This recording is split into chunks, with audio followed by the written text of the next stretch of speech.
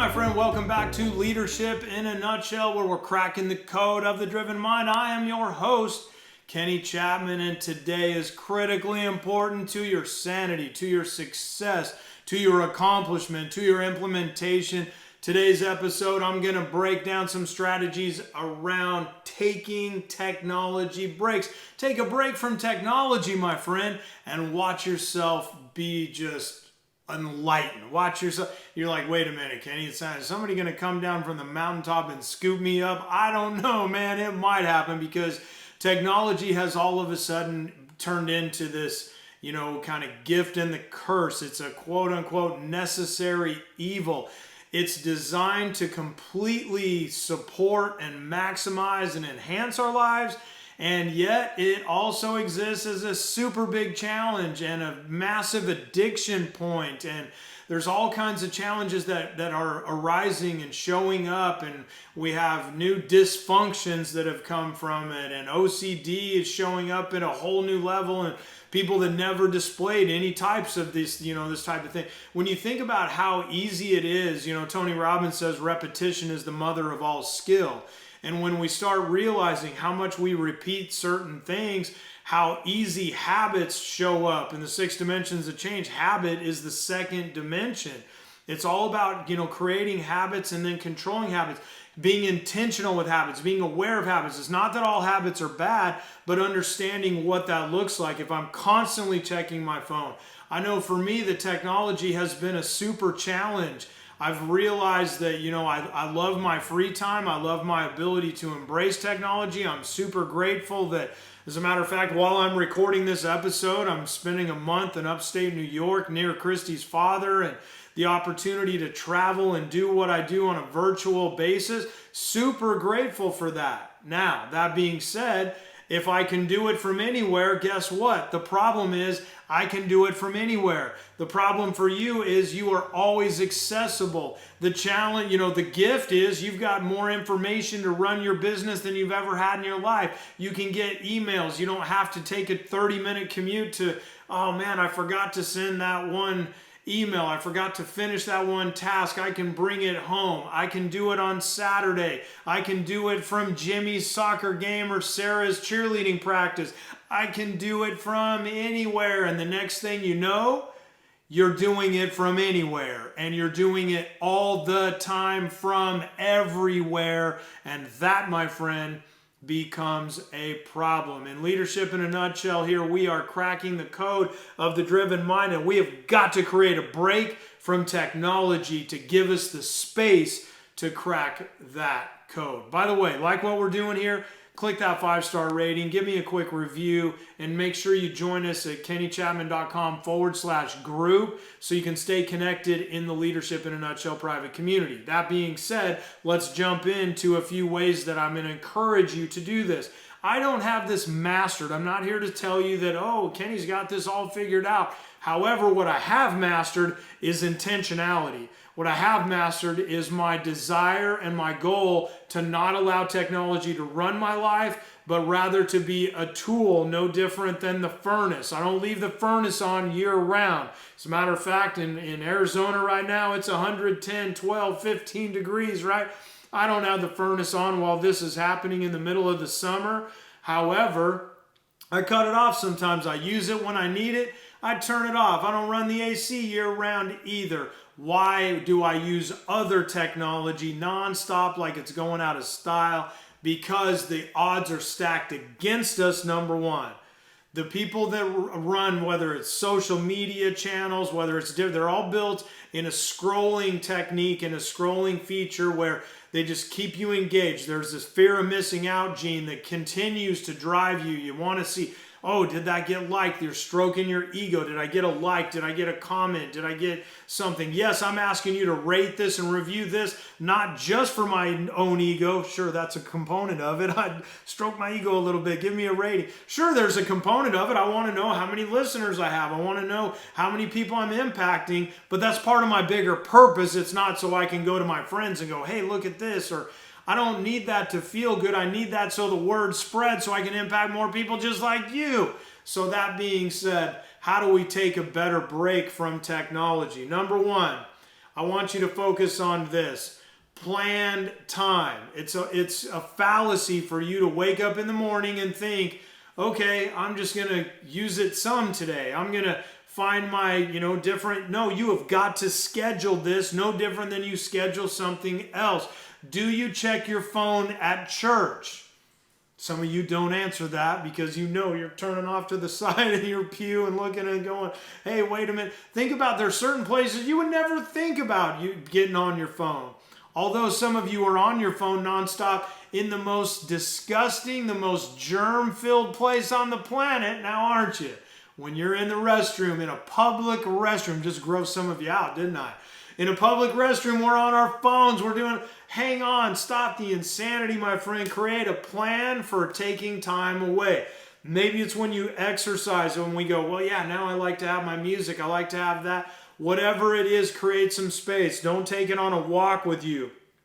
Don't have technology engaging when you're eating, especially if you eat with your family. The lovely Christy and I create space to where we can actually have a meal and engage with each other instead of these devices, right? Make sure you're doing that. Another time, your morning routine, make sure that you're not utilizing it. Sure, maybe you have a meditation app. Maybe you have something that you're utilizing, but make sure that you do not allow these things to sneak in. As soon as you get on that device, there are some crazy studies about how many people, I won't reflect any statistics on here today because in 3 months, those statistics are going to be completely interrupted as fast as things are changing. Most people sleep with their phone right by their bed, and as soon as they wake up, boom, they're on it. No, stop that craziness, my friend, and plan time for you to have a break from technology. Second thing, project time. Now, I'm not talking about projecting time. I'm talking about when you are working on projects, when you have certain things that you need to do. Maybe you're working on certain, and not now. I'm going to talk about different from social or your phone versus your computer.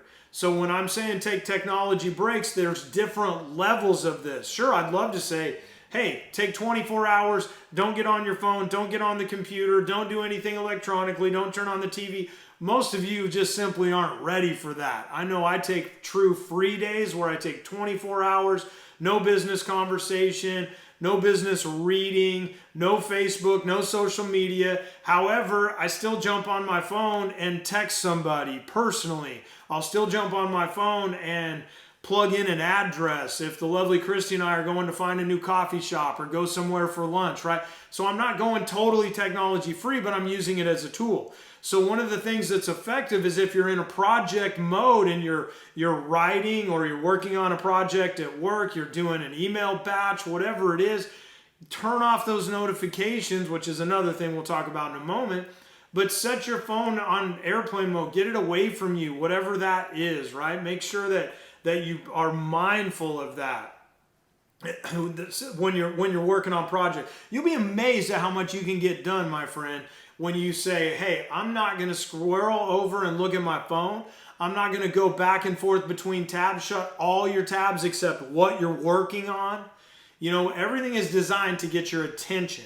And that's why we've got to create this space. So that being said, let's talk about notification killers. Write that down. You've got to kill your notifications. So, your notifications are your productivity killers. They're hand in hand. They go side by side. We go, wait a minute, I'm getting updates on certain things. I'm getting social reaching out. Oh, hey, this or that. As a matter of fact, at the time that I'm recording this today, before I had lunch, I got a notification from the Weather Channel that's got through somehow and snuck up on me and said, oh, you might be having these crazy storms. Well, as I looked at it, we're not having any storms, but it was a sensational technique to get my attention and suck me into their app. And guess what? It damn worked. It worked today and got me sucked into it. And how every single one of these platforms has these things built in to get you in there. Now, for me, I went, wait a minute, I know what you're doing.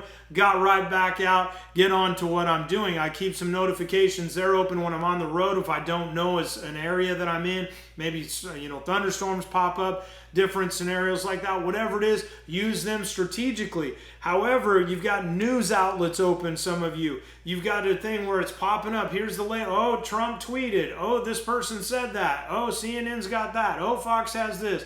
Oh, social media that. Oh, my software that I get my KPIs from my company has this. I have my, some people in my office that notify me if this happens. If you're in type of a service business or manufacturing, sales, different things where, you keep score throughout the day. Some of you get notified when a certain sale is made, when you hit a certain level for the day. Stop the craziness. If you can't utilize it to change the game at the moment, set it into a digestible report and have it sent to you. You do not need to be getting notified of every single thing, every moment of every time going on. That kills your leadership creativity. It kills your productivity. It makes you stress out. You're on an emotional roller coaster. You're signed up for an emotional roller coaster. It's like watching the stock market throughout the day. That's your emotions. Oh, it's up. I'm excited. Oh, it's down. It sucks. Oh, it's back up. I'm going to be a zillionaire. Oh, it's down. I'm going to die in poverty. You go, holy cow, what's going on? Stop the notifications and set yourself free. Last thing I want to leave you with here today, my friend, is no different than planning time, using your project time to create a buffer between you and technology, having those notifications shut down. Create technology-free zones. Have areas where you do not get on your phone. If it's summertime and you're out by the pool, maybe you don't utilize your phone by the pool. If it's maybe you have a fire pit and after dinner you hang out with the family and have a fire. It's a technology-free zone. You can't have your phone. Your kids can't have your phone. Maybe it's the dinner table. Certainly, maybe if it's hiking, for lovely Christy and I do a ton of hiking. We have what we call our Zen room in our home where we do some project work, but we also meditate. We work out in there. We do yoga in there. If I'm not utilizing an app in there, or if sometimes I'll go in there for creativity, I do not allow myself to bring any technology in there. It's a technology-free space because you need to free up your energy to stay connected, to stay grounded. You being in the know has unfortunately, unconsciously snuck into where that's when you're most effective. You know what's going on. Stop the madness, stop the gossip, set yourself free, and categorize this where you've got, hey, wait a minute. Last, certainly not least, bedroom, technology-free zone. Don't sleep with your phone next to you. There's 1,000,005 studies about how it's not good for you. Don't use your devices right before you go to bed. I'm not here to beat that drum for you. What I'm here to do is share with you, if you're a driven-minded human being, is one of the reasons you're listening to this right now. It's super easy to wake up in the middle of the night and go, oh, let me write that down. Let me put that into my project tracking software. Let me type that into my to-do list. And what happens? You see an email, somebody on a different time zone had something come in. There was a notification on Facebook or one of your social media platforms. The next thing you know, you're engaged and you're sucked in. Keep your technology out of the bedroom. Okay, so make sure you the number one thing to do, utilizing these techniques and these strategies I'm sharing with you here today, my friend, very helpful, very beneficial. But the first thing starts with you making a decision and setting intentionality around this. I'm going to be intentional when it comes to where technology can be used, what level it can be used, how often it can be used, and for how long it can be used. Technology is absolutely your friend, but you, my friend, have got to control it. One of you is in control. Make sure it's not the technology. Do me a favor, rate us, review us. Join us in our private community. Our Facebook group is kennychapman.com/group. Would love to see you in there. I'm your host of Leadership in a Nutshell. We keep on cracking the code of the driven mind. Stay in touch in between, and until we talk, make it a better than fantastic week. We'll see you real soon.